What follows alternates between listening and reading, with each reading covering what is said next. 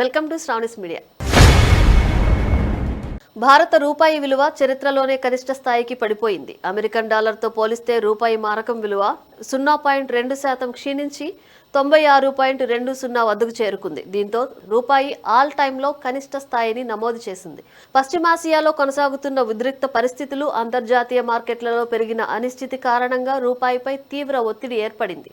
ముఖ్యంగా అంతర్జాతీయ మార్కెట్లో ముడి చమురు ధరలు భారీగా పెరగడం రూపాయి పతనానికి ప్రధాన కారణంగా మారింది.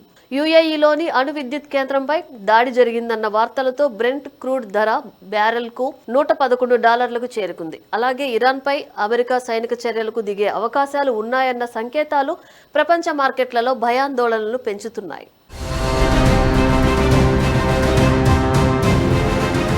ఈ పరిణామాలతో ప్రపంచవ్యాప్తంగా డాలర్కు డిమాండ్ పెరగడంతో అభివృద్ధి చెందుతున్న దేశాల కరెన్సీలు ఒత్తిడిని ఎదుర్కొంటున్నాయి. అందులో భాగంగా భారత రూపాయి కూడా భారీ పతనాన్ని చూసింది. రూపాయి బలహీనత ప్రభావం దేశీయ స్టాక్ మార్కెట్లపైన కనిపించింది. పెట్టుబడిదారుల్లో ఆందోళన వాతావరణం నెలకొంది. ఇక రూపాయి పతనాన్ని అరికట్టేందుకు కేంద్ర ప్రభుత్వం, భారతీయ రిజర్వ్ బ్యాంక్ చర్యలు చేపట్టాయి.